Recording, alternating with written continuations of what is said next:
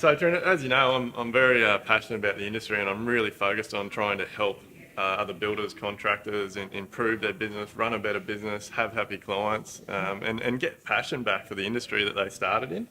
Um, you and your dad have obviously managed to build up this really awesome, successful business over 40 years now. Yeah, Yeah. it's been 40 years, 1979.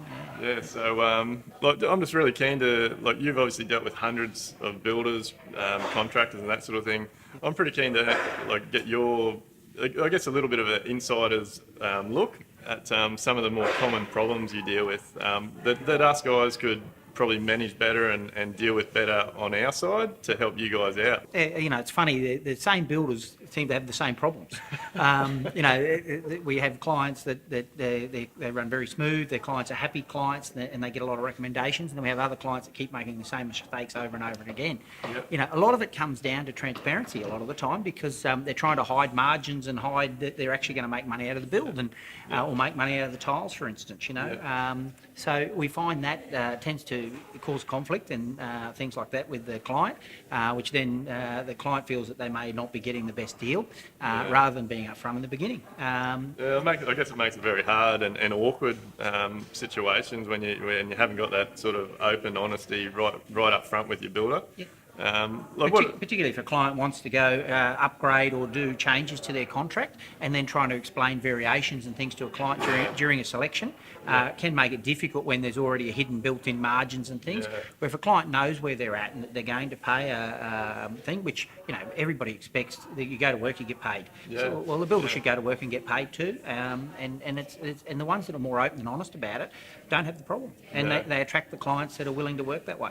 Awesome. And what about scheduling and quantities and that sort of thing? Do you see lots of builders that are maybe not doing schedules on their jobs and then just flying week by week, and obviously that really affects you with your ordering and especially with importing? Yeah, well, we're finding it with scheduling, we're finding it also with their trades, so they're jumping from trade to trade because they can get a discount on a trade rather than making an agreement with the trade and sticking at it, which tends to blow the scheduling up because they're waiting on someone because they're cheaper.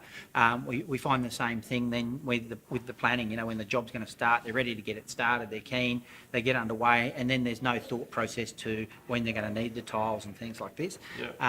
We either end up with the tiles here for a very long time, or we end up at the point where the builder's jumping up and down because they're on a boat coming from Italy and they're waiting, and then there's nothing you can do about that situation. The problem with that is obviously a lot of tiles are imported, but we don't make very many in Australia at all. So our delivery time is around 12 weeks.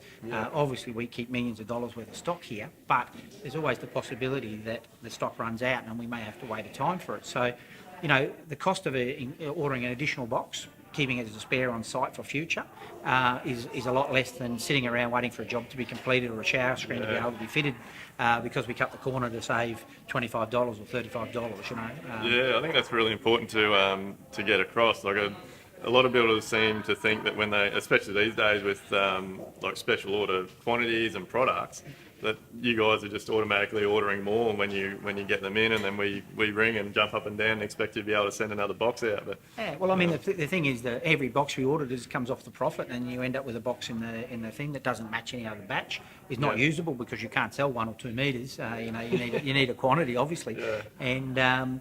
So we often say to the builder, part of the costing should be involving, if we're going to go down the special, explaining to the client you've ordered a special product. Because of that, we need to order an additional 10%, and that should be included in the cost. If the client accepts it, then great, we go ahead, and the project should go ahead smoothly. Yeah, and do you think it's really important that they get them signed off? Once the owners made their selections, your girls or you guys have done a design with them, and you figured out where they're going, what walls, what floor, all that sort of thing. Do you think it's important that the builders get that signed off by the client, make sure they actually sit with the client and make sure everyone's on the same page? And so a big thing we're really about is collaboration and educate, making sure you spend the time with your client to know where they just understand everything on the job. So obviously that's important, sitting down with them, making sure, get them to sign off on exactly what it is you're doing, so that when they give you the order, there's no everyone knows where they stand, and I think during the selection process, at Uptiles here we've got interior designers on staff. We use a drawing program, so we create a picture Yep. so that the client can see what they're going to achieve. We can then pass it on to the builder. He can look at it and see if there's any issues or things. It could be large format tiles. He hasn't allowed for laying costs of the large format tiles. He's able to communicate prior to the client finishing their sign off. Yeah. These are additional costs, or they're going to need more quantity, or these sort of things. I guess just on that, that's a really important one for the homeowner. So I think there's a lot of homeowners out there that don't understand that the actual tile selection can affect the labour as well. So different tiles, different sizes, different thicknesses, all those sorts of things that need to be taken into account, because that affects the labour rate of the tiler. Yeah, and I think probably for builders it's important to say, look, in the building contract, the allowance is for this type of tile, for this type of laying. If you go beyond that, more than happy to, and we'll explain the variations at that point, so that when they come to the shop, the consultant here knows that this is where we're looking at.